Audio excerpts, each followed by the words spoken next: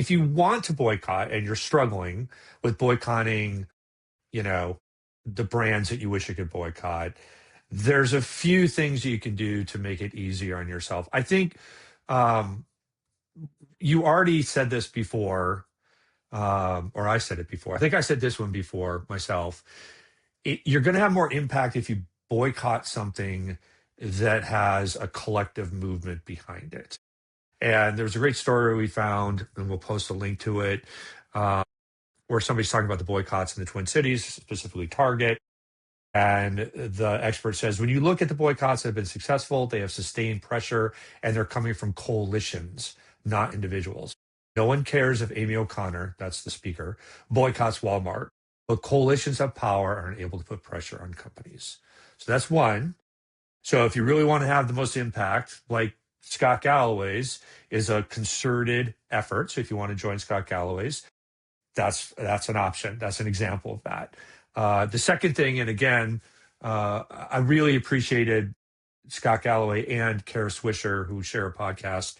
I listened to that podcast because I love Kara Swisher and I can barely tolerate Scott sometimes, so it's a good mix, where they talk about this movement and they're very clear, like there's 18 brands there. We're not expecting anybody to boycott all 18, right? Just boycott what you can. If everybody boycotts what they can among these 18, they'll notice it. So you don't have to boycott everything, and you don't have to boycott forever. My example of Disney Plus is a perfect example where they lost 3 million subscribers in September of last year because of their Kimmel nonsense. Guaranteed that had something to do with them bringing him back, right? And we stayed off Disney for a while. We weren't going to let them off the hook that easily, but eventually 6 months later, we're back. Now, if they do something else, record again. So that's another one. I know you've got some yourself, so I'll get to those. I'll get to this very quickly. And then try going one brand at a time. So in other words, it's overwhelming. You just look at the Resist and Disconnect one from Galloway. 18 brands. You're like, oh my God, Marriott and AT&T and FedEx. And you go, and you just kind of walk away. Pick one. Like the one I'm going to focus on this week is Amazon because it's clear, right? And also, I'm not going to delete my Kindle account because it has so many books on it that I need and that I'm reading right now.